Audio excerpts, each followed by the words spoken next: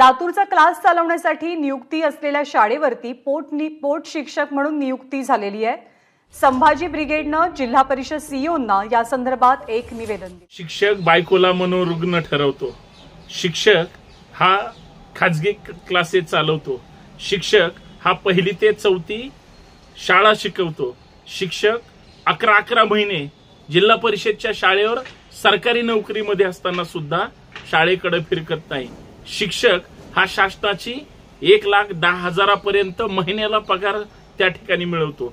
शिक्षक हा नीटचा घोटाळा करतो आणि शिक्षक हा साध्या एका शिक्षकाच्या जीवावर देशातला सगळ्यात मोठा पेपर घोटाळा करतो। हा शिक्षक बायकोला किंवा मुलांना सतत आजारी पाडतो। हा नराधम किती मोठा असेल मित्रांनो।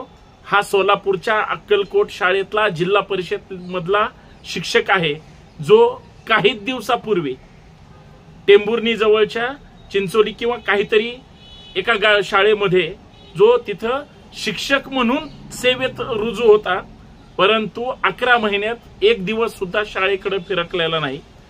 त्याचं सेटिंग होतं तिथल्या शिक्षण अधिकाऱ्यासोबत, त्याचं सेटिंग होतं तिथल्या केंद्र प्रमुखासोबत, त्या शिक्षकाचं सेटिंग होतं तिथल्या शाळेतल्या मुख्याध्यापकांसोबत।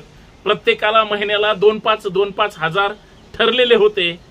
महिन्याला 10-15 हजार त्या शिक्षकाचे लोकांना वाटण्यात खर्च व्हायचे, परंतु नंतर 90 हजार रुपये त्याला खिशात घालायला आणि शाळेकडे न फिरकायला त्या ठिकाणी मिळत होते।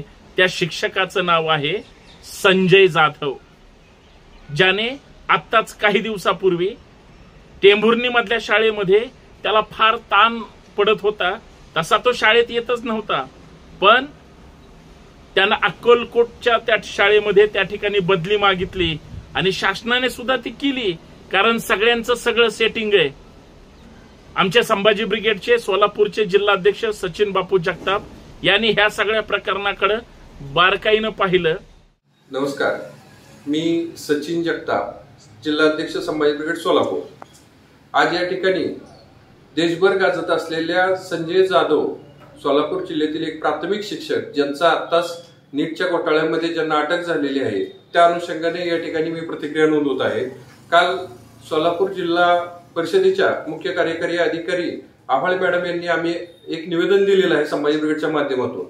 संजय जाधव हे 2023 ला सोलापूर जिल्ह्यामध्ये रुजू झाल्यानंतर त्यांचं वारंवार ते शाळेवरती गैरहजर राहणे किंवा पोट शिक्षक नेमून त्या ठिकाणी आपली सेवा बजावत होते, ते कोणत्या अधिकारातून बजावत होते हे या ठिकाणी एकही शिक्षणाधिकारी, गट शिक्षणाधिकारी सांगू शकलेले नाहीत। या संजय जाधवांच्या या नीटच्या घोटाळ्याच्या प्रकरणामध्ये सोलापूर जिल्ह्यातले इतर काही शिक्षक आहेत का?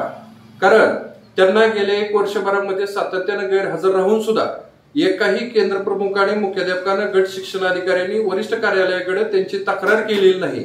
याचा अर्थ त्यांचा त्या सगळ्या गोष्टींमध्ये, नीटच्या घोटाळ्यामध्ये त्यांचा समावेश आहे का, याची प्रशासनानं सखोल अशी चौकशी करावी आणि सोलापूर जिल्ह्यामध्ये जे काही प्राथमिक शाळा, माध्यमिक शाळा आहेत त्याच्यामध्ये असे पोट शिक्षक नेमून जर शिक्षक इतर काही उपद्व्याप करत असतील तर ह्याची काल आम्ही एक निवेदन दिलेलं आहे की 8 दिवसामध्ये सखोल अशी चौकशी व्हावी आणि त्या चौकशीमध्ये असे कोणी दिसून आल्यास भविष्यामधले संजय जाधव जर कोण असतील तर त्यांच्यावरती तत्काळ कारवाई व्हावी, अशा पद्धतीची मागणी आम्ही काल संभाजी ब्रिगेडच्या माध्यमातून केलेली आहे।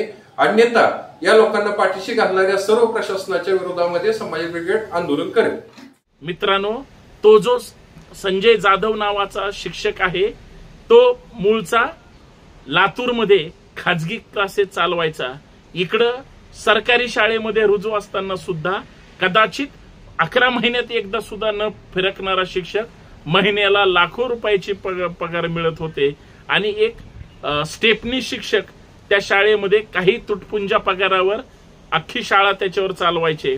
म्हणजे एखादी गरोदर स्त्री, एखादी गरोदर महिला ज्यावेळेस रजेवर जाते आणि त्या समजा 4 शिक्षक असतील, एकेनी जर रजा त्या ठिकाणी मागितली तर तिला रजेवर सोडल्यानंतर 3 जण कसे शाळा सांभाळतात, बरोबर त्याच पद्धतीनं या संजय जाधवला सूट दिली जायची। आणि हा इतका भयानक नराधम हा कुठल्या घोटाळ्यात आहे माहितीये का? या देशामध्ये वैद्यकीय शिक्षण घेणाऱ्या विद्यार्थ्यांसाठी जी नीट परीक्षा असते त्याच्यामध्ये महाराष्ट्राचं 2 नावं समोर आली। हे देशद्रोही लोक ज्यांचं थेट कनेक्शन त्या नीट परीक्षेच्या पेपर घोटाळ्याशी निघालं। पहिल्यांदा पोलिसांनी दोघांना ताब्यात घेतलं।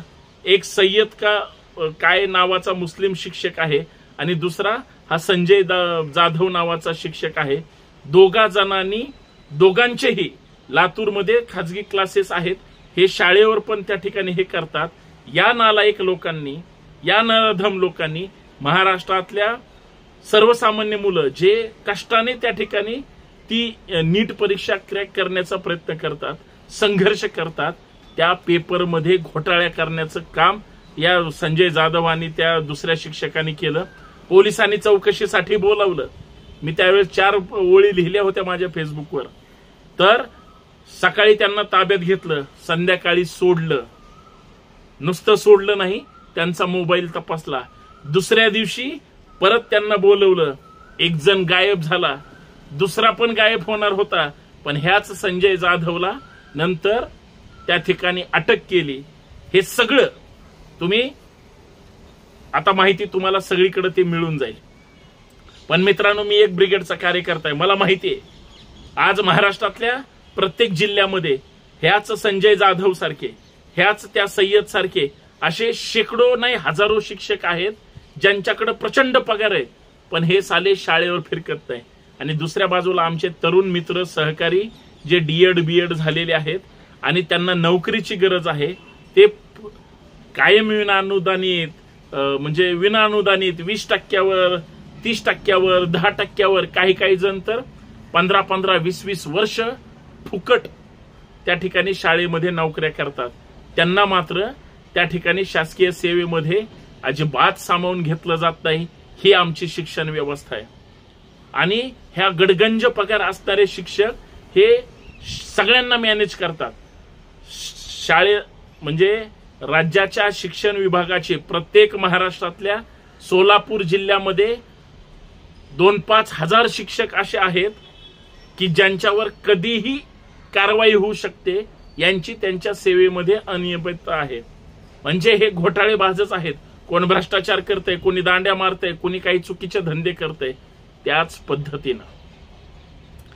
पद्धतीनं महाराष्ट्रातल्या सगळ्या शाळेची म्हणजे जिल्ह्यातल्या शाळांची सुद्धा जर विभागनिहाय माहिती जर काढली तर बरेच शिक्षक गायब असतात। बरेच शिक्षक राजकीय पुढारी झालेत, ते सुद्धा शाळेवर फिरकत नाही। इतकी जर दलिंदर व्यवस्था सध्याच्या शिक्षण व्यवस्थेची झाली असेल तर त्या विद्यार्थ्यांना ज्ञानदान करणार कोण? मी चांगल्या शिक्षकांना नावं ठेवत नाही आणि चांगल्या शिक्षकांबद्दल वाईट बोलत सुद्धा नाही। हाच संजय जाधव नावाचा शिक्षक 1ली ते 4थी ह्या 4 वर्षाची शाळेची जबाबदारी त्याच्यावर असताना मुख्याध्यापक जर अशा लोकांना पोसत असतील, शिक्षण अधिकाऱ्याला माहित नाही, अहो शिक्षण विभागालाच माहित नाही की आपल्या जिल्हा परिषद शाळेचा शिक्षक हा नीट परीक्षेच्या घोटाळ्याचा आरोपी आहे। बोला पुढे। त्याच्या मुख्याध्यापकाला विचारलं, माहित नाही। बरं, ज्या गावात हा त्या टेंभुर्णी जवळच्या गावामध्ये हा शाळेत होता, गाव तसं प्रचंड चळवळीतलं आहे, राजकीय पुढाऱ्यांचं आहे आणि सगळे वळवळ करणारे कार्यकर्ते। कुणाला सुद्धा माहित नाही आपला शिक्षक डायरेक्ट एवढ्या मोठ्या घोटाळ्यामध्ये आहे। हा शिक्षकच आहे का नाही इथून पुढे माहितच नाही कुणाला। म्हणजे ही जर अवस्था असेल तर राज्याच्या शिक्षण व्यवस्थेचे, जसं पाठीमागे टीईटी घोटाळा झाला, हजारो शिक्षक बोगस त्या ठिकाणी सापडले आणि राज्याचे प्रमुख शिक्षण आयुक्तासहित सगळे आतमध्ये गेले, सगळे घोटाळेबाज, हजारो करोडो रुपये त्या ठिकाणी कमवले। तसंच हे बिंदू नियमावलीमध्ये किंवा अजून वेगळ्या वेगळ्या प्रकरणामध्ये बरेच घोटाळे करोडो रुपयाचे, सोलापूर जिल्हा घ्या, पुणे जिल्हा घ्या किंवा महाराष्ट्रातला कुठलाही जिल्हा घ्या, ह्या शिक्षकांना पोचतंय कोण? आणि संभाजी ब्रिगेडचे जे सोलापूरचे जिल्हाध्यक्ष आहेत सचिन बापू जगताप यांनी तर तिथल्या सीओना आणि सगळ्या शिक्षण विभागाला सुद्धा पत्रव्यवहार केलाय कलेक्टरपर्यंत, राज्य सरकार मुख्यमंत्र्यांपर्यंत, की या सगळ्या घटनेची जर सखोल चौकशी केली, हजारो शिक्षक जर याच्यात दोषी त्या ठिकाणी सापडत असतील, सगळे सस्पेंड करा। आणि संजय जाधवला मुख्याध्यापक असेल, केंद्र प्रमुख असेल, गट शिक्षणाधिकारी असेल, अजून वरचे कोणी चेल्ले चपाटे असतील, शिपायापासून सगळे ज्यांनी ज्यांनी पाठीशी घातलंय त्या सगळ्यांची चौकशी करून सगळ्यांना सस्पेंड केलं पाहिजे. अन्यथा हा संतोष शिंदे संभाजी ब्रिगेडच्या वतीनं याच मुद्द्यावर आम्ही सगळे मिळून महाराष्ट्रभर रान उठवल्याशिवाय, कारण बघा ना आमच्या इकडं पोरांना दुसऱ्या जे सेवेत यायचंय त्यांना अजिबात नोकऱ्या नाहीत, त्यांना कोणी विचारायला तयार नाही. आणि हे नालायक लोक अशा पद्धतीनं जर घोटाळे करत असतील तर किती वाईट आहे. संजय जाधव हा लातूरमध्ये क्लासेस चालवतो. संजय जाधवची प्रॉपर्टीची जर चर्चा केली, 5 मजली इमारत आहे संजय जाधवची लातूरमध्ये, जिथं क्लासेसचा बाजार चालतो. आणि त्याच लातूरमध्ये क्लासेसच्या नावाखाली एकमेकांचे जीव घेण्यापर्यंत, मर्डर करण्यापर्यंतचे प्रकार आजपर्यंत घडलेत. हा लातूर पॅटर्न आहे का? लातूर पॅटर्नच आज जर नीट घोटाळा करत असेल, लातूर पॅटर्नच जर आज शिक्षक शाळा सोडून खाजगी क्लासेस चालवत असेल, तर या शिक्षणाच्या बाजारीकरणाकडे राज्याचे मुख्यमंत्री, शिक्षण मंत्री, गृहमंत्री, उपमुख्यमंत्री लक्ष देणार आहेत की नाही? आणि अशा चोर शिक्षकांना, घोटाळेबाज शिक्षकांना आणि अशा चुना लावणाऱ्या शिक्षकांना कठोर शासन होणार की नाही? आणि महाराष्ट्राच्या कानाकोपऱ्यात जे जे असं गेल्या वर्षभरात शाळेकडे फिरकले नाहीत, दांड्या मारल्यात, त्या सगळ्या शिक्षकांची त्या ठिकाणी निलंबित करून धिंड काढून सरकार कठोर शासन करणार आहे की नाही, हा खरा प्रश्न आहे.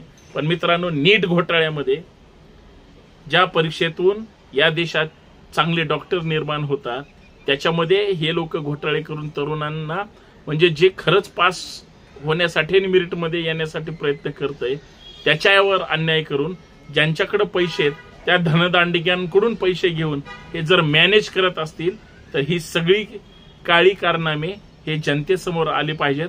आणि आपण या आपल्या सामाजिक विचारपीठाच्या माध्यमातून नक्कीच आणू. आणि हा संतोष शिंदे अजिबात शांत बसणार नाही. संजय जाधव असो किंवा तो दुसरा शिक्षक असो, जे जे घोटाळेबाज आणि करप्टेड शिक्षक असतील त्या सगळ्यांचा बाजार उठवल्याशिवाय आम्ही शांत बसणार नाही. धन्यवाद. जय जिजाऊ, जय शिवराय.